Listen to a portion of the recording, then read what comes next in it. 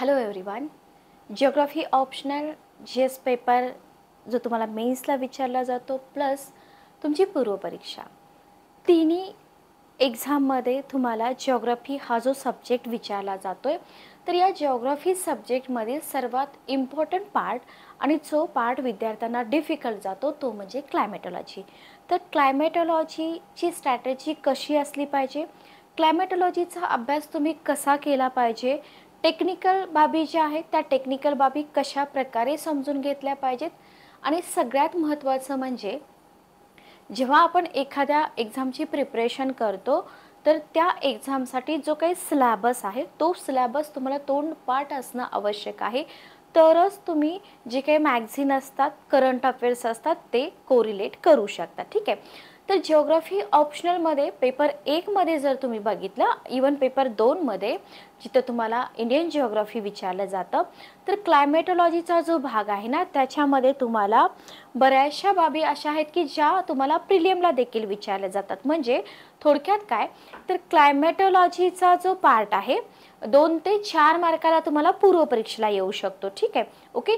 मेन्समध्ये जर तुम्ही बघितलं तर जिओग्राफी ऑप्शनलमध्ये तर याचं वेटेज सेपरेटली आहेच आहे, पण जो तुमचा GS पेपर असतो त्याच्यामध्ये सुद्धा तुम्हाला इथं क्लायमेटॉलॉजीचं इम्पॉर्टन्स दिसून येणार आहे. म्हणजे हा जो पार्ट आहे हा पार्ट तुम्हाला फक्त तुम्ही ऑप्शनल ठेवताय म्हणून उपयोगात येतो असं नाहीये.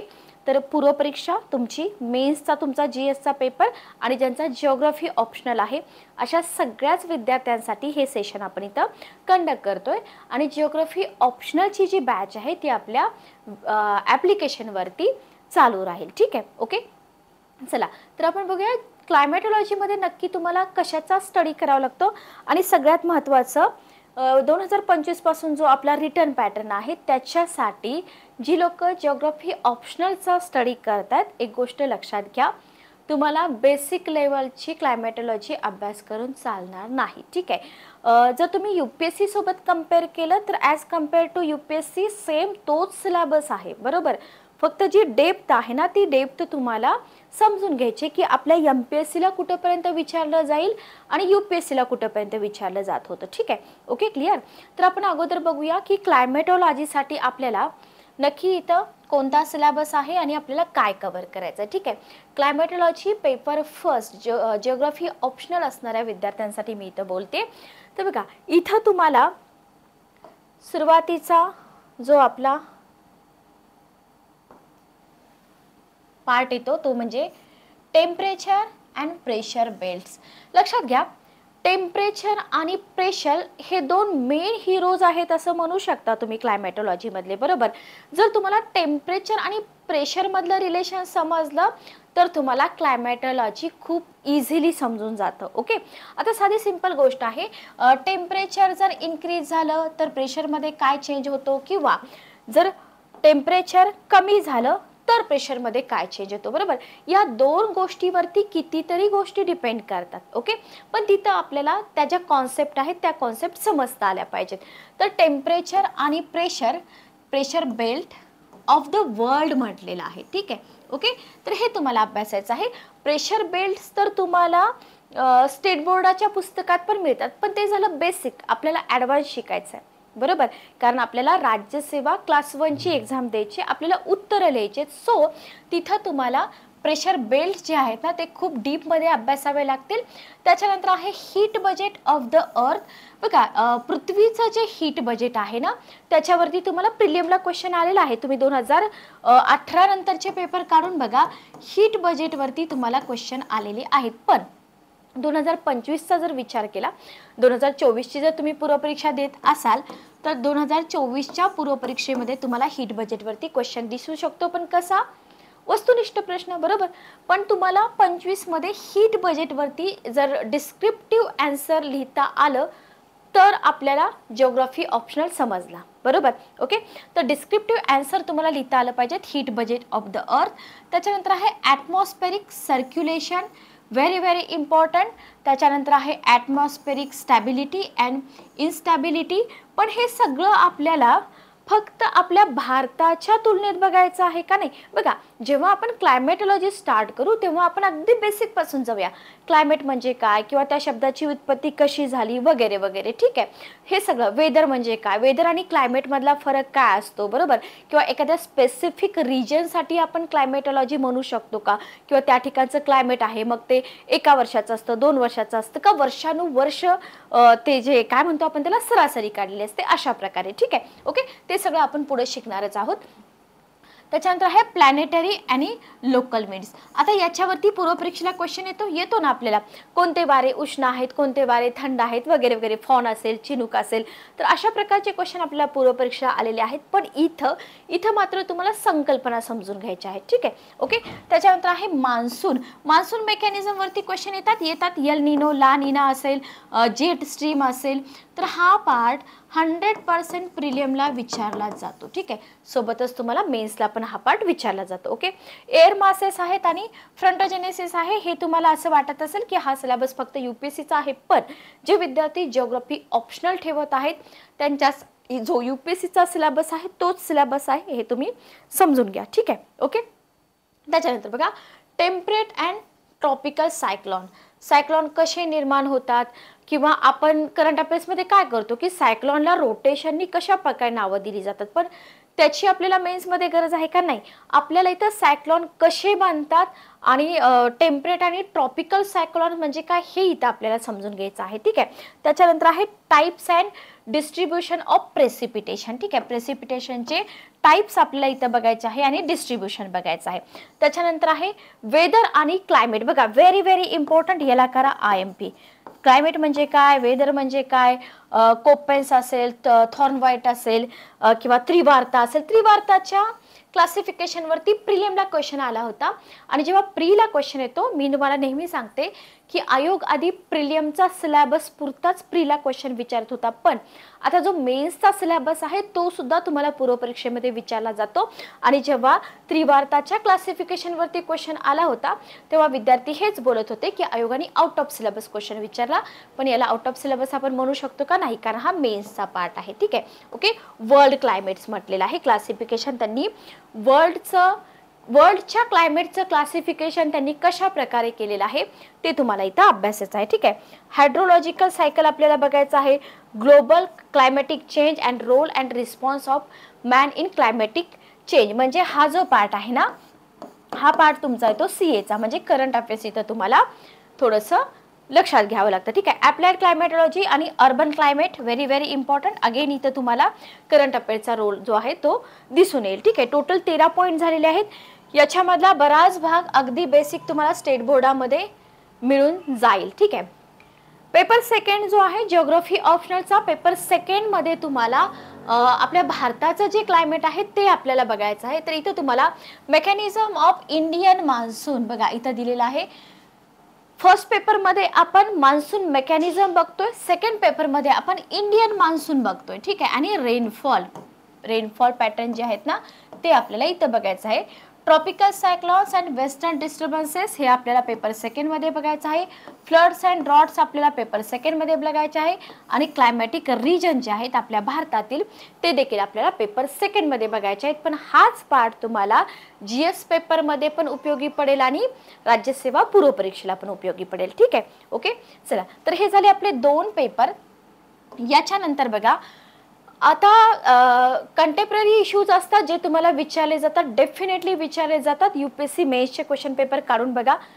झालंय काय माहिती का, 2025 पासून तुमचा रिटर्न पॅटर्न आहे, बरोबर, पण याच्या आधी MPSCनं जी रिटर्न एक्झाम कंडक्ट केली होती तो काळ आणि आताचा काळ याच्यामध्ये बराच डिफरन्स आहे, बरोबर.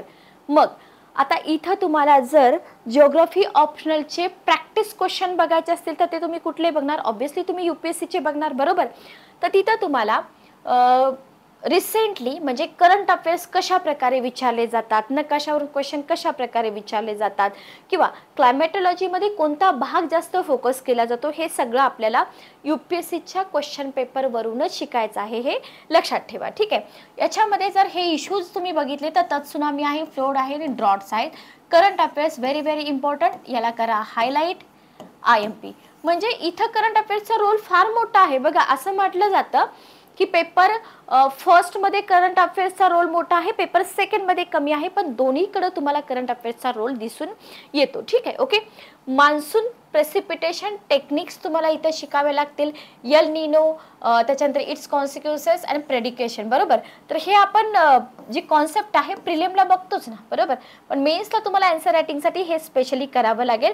त्याच्यानंतर तुम्हाला आहे रिसेंटमध्ये जे सायक्लोन येऊन गेलेले आहेत, करंट अफेअर्समध्ये तुम्हाला कंबाईनच्या एक्झाममध्ये वगैरे वन लाईनर क्वेश्चन विचारले जातात, पण इथं तुम्हाला वेगळ्या प्रकारे क्वेश्चन विचारला जाऊ शकतो. प्रिलिमला सिंपल करंट अफेअर्स विचारले जाऊ शकतात. मेन्सला तुम्हाला 3 लाइनर 4 लाइनर क्वेश्चन आत्ताच्या एक्झामला म्हणते मी, आणि प्रिलियमला तुमच्या पुढच्या, तर तिथं तुम्हाला 2 ते 3 4 लाईनमध्ये कॉन्सेप्टसाठी एक वाक्य असेल. रिसेंट करंट अफेअर्समध्ये जर एखादं सायक्लोन येऊन गेला असेल तर त्याच्याशी रिलेटेड 1-2 वाक्य असू शकतात. म्हणजे करंट अफेअर्स प्लस कॉन्सेप्ट असा क्वेश्चन तुमचा बनू शकतो. ठीक आहे. ओके. त्याच्यानंतर हे क्लाउड ब्रस्ट म्हणजे ज्याला आपण ढगफुटी म्हणतो, उत्तराखंड आणि जम्मू काश्मीर मधले डिझास्टर तुम्हाला विचारले जाऊ शकतात. NAPCC बद्दल तुम्हाला विचारलं जाऊ शकतं, आणि climate change negotiations at UNFCC. Okay.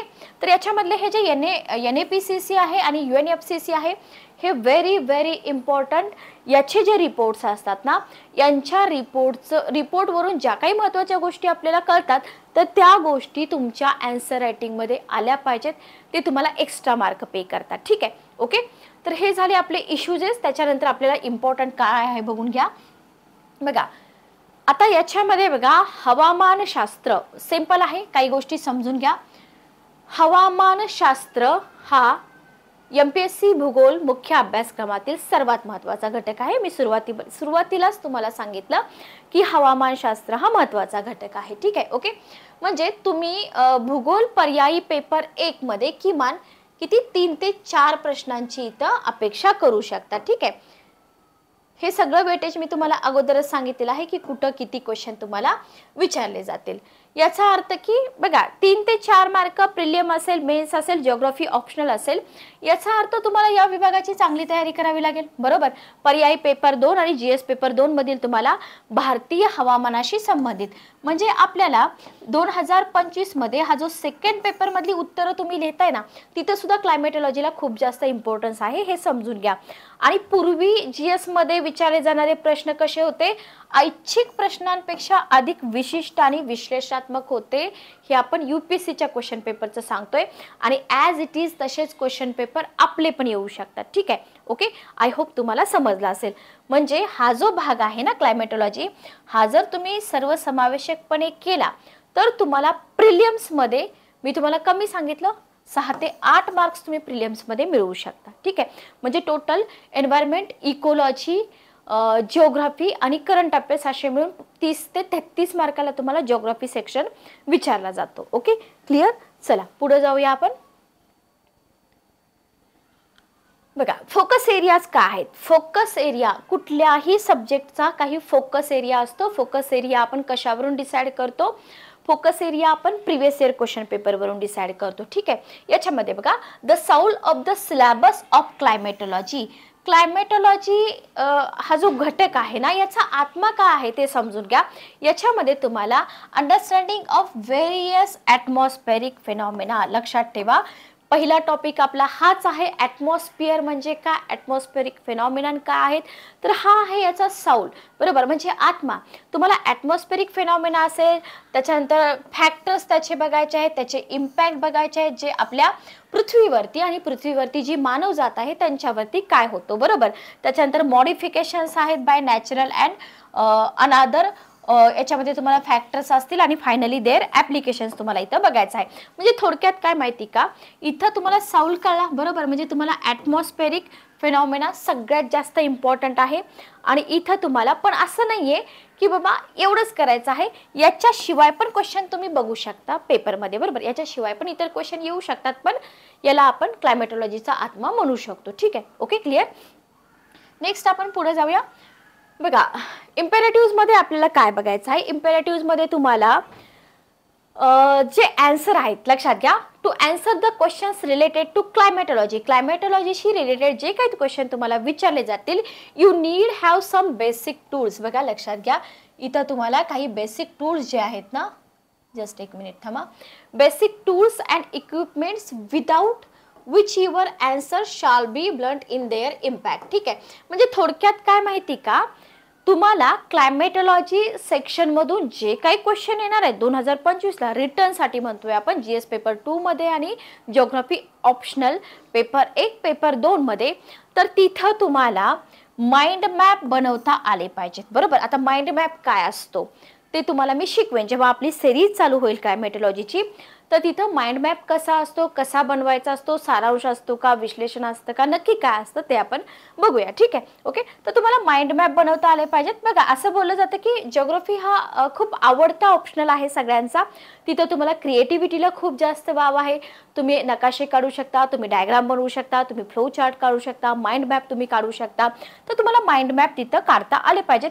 Definition of all the terms and terminologies, इथं तुम्हाला ज्या काही डेफिनेशन आहेत, महत्त्वाचे कीवर्ड्स आहेत, ते तुमचे क्लिअर असले पाहिजेत. लक्षात ठेवा.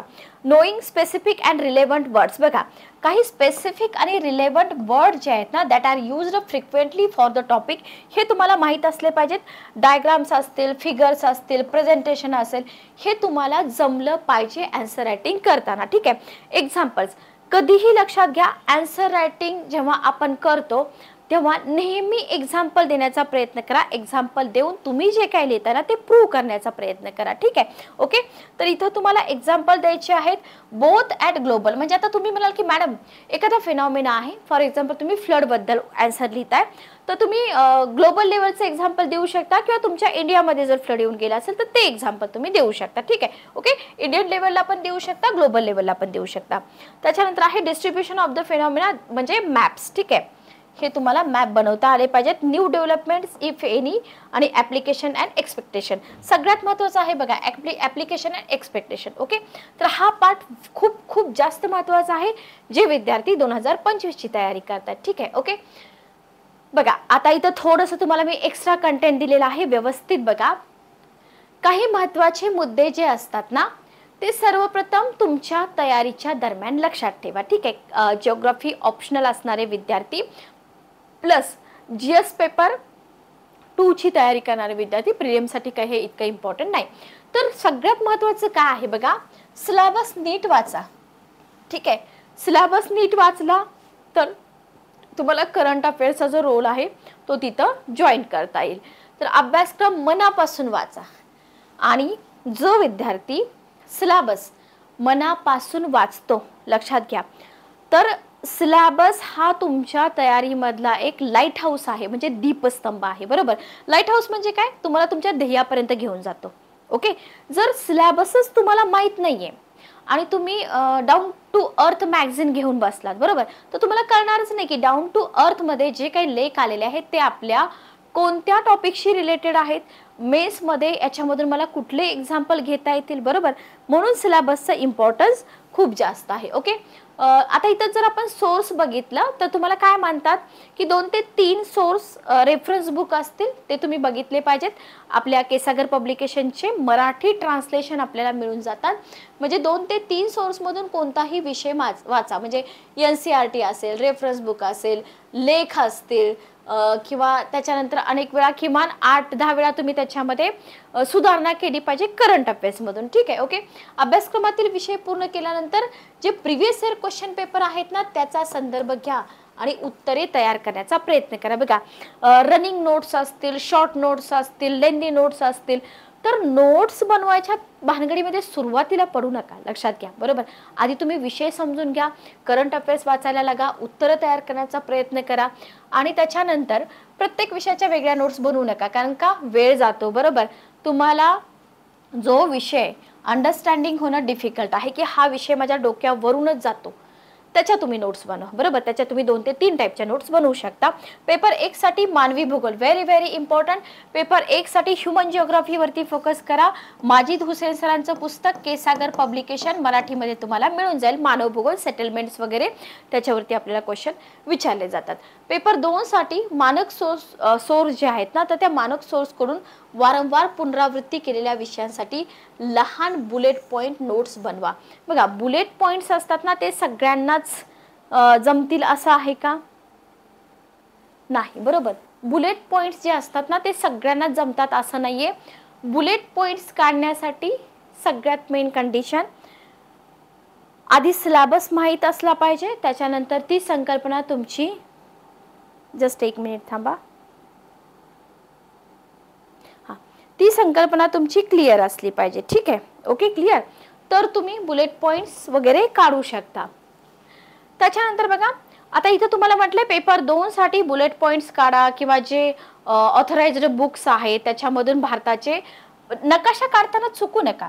असं नाही की बाबा आपल्याला प्रॉपर मेजरमेंट घेऊन प्रपोर्शनमध्येच नकाशे काढायचे, जस्ट आउटलाईन काढायचे आहे आपल्याला. म्हणजे नकाशा काढताना नेहमी एका स्क्वेअरमध्ये तुम्ही नकाशा काढा. ठीक आहे, किंवा तुम्ही असा भारताचा नकाशा काढताय, याला तुम्ही स्क्वेअर वगैरे काहीच करत नाही, तर हे चुकीचं आहे. एका बॉक्समध्ये तुम्ही असा नकाशा काढला पाहिजे. ठीक आहे, आउटलाईन काढली पाहिजे, त्याच्यासाठी प्रॅक्टिस महत्त्वाची आहे.